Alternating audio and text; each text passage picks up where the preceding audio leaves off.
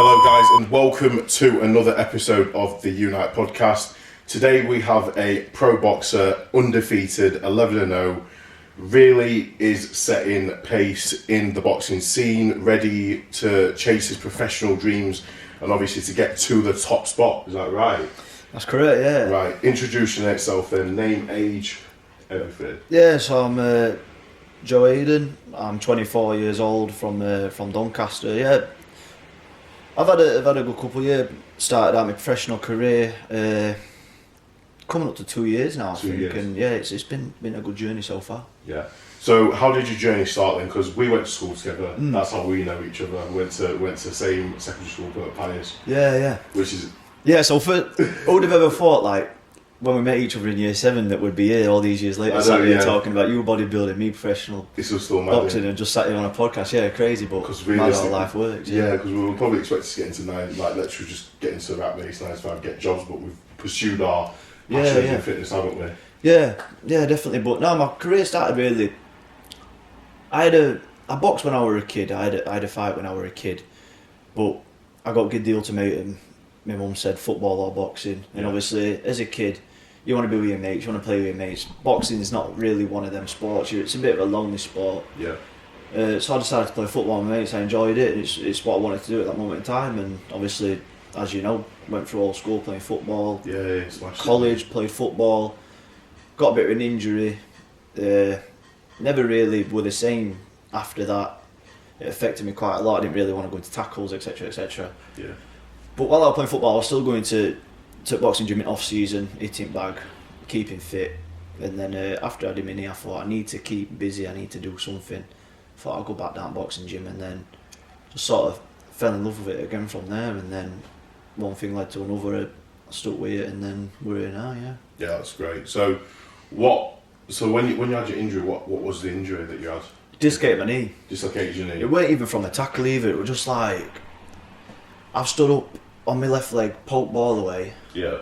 And my legs just sort of give way, and I just folded in on my leg and fell to the floor, looked up, and my knee was just right over the side of my leg, and it weren't very pleasant, like. But how long was the recovery from that? Like, how long? What was the rehab like? That's the thing. What I didn't do properly. I didn't do rehab. Didn't do no treatment. Probably rushed it back, and because I'm the sort of person I can't sit still, and I've never had an injury since.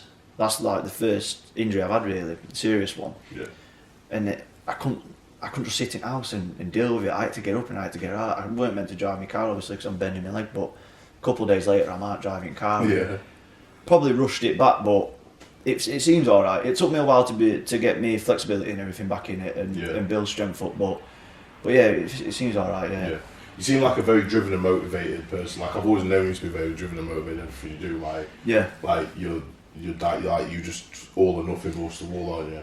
Yeah. What's your motivation behind your constant drive? Like, what keeps you going? I think like the thing with me is, if it's something I enjoy doing and if it's something I want to do, then I will fully put 100% into it and invest all my time into it. Whereas if it's something that I don't enjoy, then I'm just not interested at all. Like in school, for example, if it's a lesson that I really want to do, like say like PE or something like that, I will fully put everything into it. Rugby lessons in cold. Maybe not that, a bit too cold. But like say, I don't know, science or maths, for example. Yeah. I am not trying in that whatsoever because it just don't interest me at all. Yeah. And obviously I know you've got to do it for your GCSE, but that's just what sort of I used to see you the corridor quite a lot. But that would have been science or maths because I'm not interested. I'm not interested. But science corridor was always a bit heavily populated with people. But now my motivation, I don't know. It's a weird one, motivation, because I think about it sometimes and I don't know if I'm a big believer in motivation. Yeah, no, that's a fair point. That's a very because like I said, with boxing, obviously I'm training constantly twice a day, and I'm dieting constantly. I'm sacrificing. I'm missing out on events, and people say, "Oh, you must be motivated. Like, what's your motivation?" And I don't know. It's just I want to do this. So that I guess that's my motivation is I want this. Obviously, it's my job. It's my living, and I'm expected to do this. If I didn't train twice a day, if I didn't get up every morning, do my runs, my sprints, endless rounds on bags, pads, sparring. I won't be successful in this sport, so for me to be successful, I've got to. It's a necessity for me. I've got to do all the training. Yeah. So I guess that's what drives me. Like, for example, this morning I had to get up 6 o'clock and do a 2-hour run. A 2-hour. A 2-hour run. Consistent run. Yeah. Right. So 15-mile run it was. Okay. And I looked out window, and it was snowing. It was snowing. And it was freezing cold. The last thing I wanted to do this morning was to go on that run. Yeah. But I know that for me to be successful in this sport, I've got to go on that run. Yeah. I can't be skipping sessions and missing things because it don't work like that. So you're on a program, aren't you? Yeah. Yeah. So I've got to do it more for my brain as well. Because if I were to miss that session, that'd affect me, and I think someone else has done that run.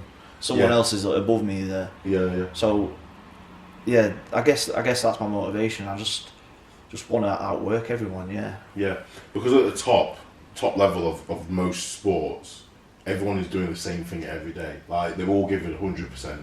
You've always got to follow a certain routine and do certain exercises and do certain like procedures to be able to be good at your sports. Like, you've got to go on the bag, you've got to do running, you've got to do certain variations of nutrition for you. What I do for bodybuilding is pretty much the same concept, but just completely different. In respect that I'll go resistance training, do cardio for fat loss, and like, I'm not specifically as fit as you would be. Like, I couldn't go 12 rounds in the boxing ring, but I could pummel someone's head in with my strength, if that makes sense. But then I'm not built to be a good boxer. I'll just be like something. So I think obviously knowing that, and knowing that everyone else in the sport that's at the top is doing the same stuff, and when you've got the top level coaches, which we'll discuss next with you, and they're telling you to do something and you don't do it, I know exactly where you're coming from, because you are basically saying goodbye to your dreams by not doing that one small task. So it outweighs everything. So like, not going out for a drink because you've got training in the morning, to some people seems like such a small tiny thing,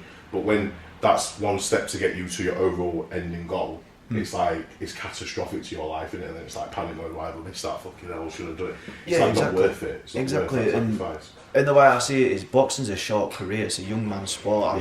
I might have another 10 years in it. If I box until I'm 34, I'll be happy. Yeah. And then I can go and enjoy myself. Yeah. Then 34 is young still. I'm still young at 34. Then I can start going to a pub with my mates and having a few pints with them and going out and going on holidays and stuff. I can do it then. Yeah. But for now, I don't want nothing to get in the way of being as successful as I can possibly be. I want to give myself the best chance possible. Yeah, which is good. So we spoke about some of the things that you do in the daytime. Then, like, you went on a run today. Is that something that you do every day? Then do you run consistently, like 7 days a week? What's like the routine of a professional boxer? Yeah, pretty much. So when I'm far out from a fight, or if I ain't got a fight lined up just yet, I'll mainly do my long runs in the morning. And what do you do then for? Like, what are you trying to?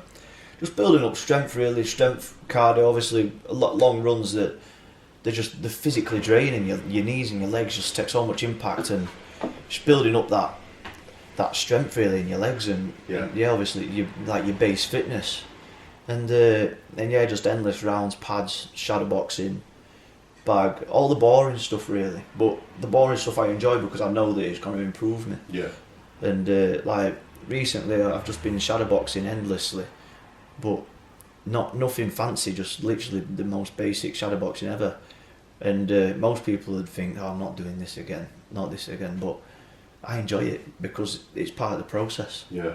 So I won't change it. And obviously your boxing record right now is your 11-0. Yeah, 11-0. You're not missing a beat and you're doing everything supposed to every day. Yeah, definitely. And the way I see it as well, like when people find it amazing that I stay in shape all year round and don't have a fight and then blow up after a fight with my weight and stuff. But the way I look at it is, I'm a professional athlete, and for me, I look at professional athletes. I wouldn't want to see a professional athlete have a fight or a footballer or whatever blow up in weight and keep blowing up and coming down, because I just don't think it's setting the right example, to be honest. It's not. For me to be a professional athlete, I want young people to look up to me and see me constantly all year round in shape and on weight and fit all year round, because in my head that's what I view as a professional athlete. Like, obviously massive example, but Cristiano Ronaldo, you won't see him blow up out of weight or bang all this weight on off season. Yeah. Like pre-season, he would never do that. He's constantly on it, and he's the prime example of a proper professional athlete. Yeah, it's a professional that come, isn't it? It's got everything. And so you're referring to obviously like blowing up post competing and stuff. Obviously with bodybuilding, it's slightly different because I feel like this is kind of like a race to see how much weight you can put on but keep your abs post show, if that makes sense, because that's when you're the most responsive. Yeah. So obviously with how it works with us, we're trying to then saturate and replenish glycogen and like restore like minerals and micronutrient levels and stuff, so our bodies start a growth response. So in the reversal of that, we kind of pull down cardio, increase food, and like maybe increase a bit of expenditure to like stimulate a muscle growth response. Yeah. But obviously as a boxer, it's completely different because you're I'm guessing it's like not. It's probably not optimal for you guys to be changing weights all the time as well, is it? Like having to go through like cuts and stuff, and because you know what your weight category is. Yeah, of course. But not even that. Like that's reasonable, really. What you are doing. I mean, like you get certain fighters in the past and now that they'll have a fight and then they'll just blow it all and they'll put on like, I'm not talking just a little bit of weight, because all fighters drop a lot of weight to get to fight weight. Yeah. And then they'll put it back on after, but they'll still be in decent nick. I mean, you get some that go big. That big. Yeah. And they just get unhealthy. Like you can tell they've just been binging basically, and like. Yeah, but then it makes it harder for you the next time when it comes to the next weight cut, because then you've got it all to. Whereas I feel like if you're just staying on weight all the time, then not on weight, but around that fight weight, it just makes the process easier when it comes to it next time. Then your fight camp isn't about losing weight. Your fight camp is about improving and preparing for the fight. Yeah. So what is a fight camp? So usually get around 8-10 weeks. I think usually they'll try and give you, or it could be longer or shorter depending on when the fight is. But fight camp is pretty much just getting your weight off, getting in shape, sharpening up, and when you know your opponent, watching them, working on things that you can do and getting ready for their style, really. So it's very calculated, isn't it? Like the approach. Yeah. It is at the top. When you go and fight somebody, do you go in thinking, right, so this guy fights like this, so I should be fighting like this, or like is that the type of approach? That's kind of what I'm getting from it, but yeah. So at the top it is, yeah. At this moment in time where I am at the minute, no disrespect to my opponents or anything, but I just feel I don't really watch them at the minute. Like as long as I go in and focus on myself and perform the best that I can perform, I believe that I'll win. Whereas obviously in the future and at the top level, like you watch on telly and stuff, all the title fights, they know their opponents and they're good, close 50-50 fights. So they're watching their opponent and they're focusing on what do they do? What can I do to get to adjust to their style and So definitely when I start getting into them fights in years to come, then I will start getting really studying fighters and watching them and seeing what we can do to beat them. So you're very disciplined then, and like that's definitely evident. You're very, very disciplined, and you are young to be disciplined, and you are young to be where you are in boxing. Am I right in saying that? Yeah, definitely. Exactly. Yeah. So basically, like, what keeps you disciplined then? Because obviously we touched on motivation. You don't need it pretty much. You just do what you need to do. Yeah. And it's just that I think the negative condiments of not doing something motivates you more to do it because you don't want to go through the negative thoughts of thinking, oh shit, I've missed something. 100%. Which is nice. I'm pretty much the same. I know a lot of driven people that work the same. But do you not feel like maybe you are like your own worst enemy then? Yeah. In some respects. Yeah. Oh yeah, definitely. Because where does the line? Where do you cut the line? Well, that's the thing. Yeah, I've had people say it to me in the past, like saying you need to. Obviously, don't change nothing because you're leveling over. Like, yeah. Don't go away from this podcast and like change anything about what you're doing now. Of course, yeah. But just in general, like just to be like aware and just to say, like, do you feel? No, I've had people say it to me in the past and like you need to relax a bit. You know what I mean? You need to enjoy yourself a little bit, and I do get it. I do get where they're coming from because I do sometimes. I'd go over the top harsh on myself and don't allow myself to do nothing but train and eat well, and like you say, for me it works sometimes, but then it is nice to let your hair down every now and then. Yeah. and I probably don't allow myself to do it as much as I should, but it is what it is, isn't it? I guess I don't know. It's an hard one because it's a lot of mental as well. Yes. Like I bet that run is a mental battle. If I was just to digress, what goes through your mind in them 2 hours of running? A lot. There's where I don't wear earphones, to be honest. I don't listen to no music or I just sort of like zone out, or I've got a terrible memory, so I'll be on a run and I'll think, oh shit, my car should have been in garage yesterday. and I remember daft stuff like that. Yeah. And but like I think about trading mainly, or I think about certain things. Yeah. I've got sparring tonight after this. Yeah. So on my run today, on my run this morning, thinking about sparring later, thinking about what I'm going to do in sparring. And, sick. And yeah, stuff like that. It's just constantly on my mind. Everything's just boxing. It's took all my life, but I wouldn't have it any other way, to be honest. Well, it is your life pretty much now, and I think if it wasn't your whole life, you wouldn't be at the level of boxing that you are. Yeah. I speak a lot of people when we were younger, and to this day, young lads get into boxing, don't they? And they have the skill. Yeah. They might have the genetics, but it's that discipline and that consistency. Like they'll get into it, they'll stop. I'm one of the people. Like I did it for a little bit.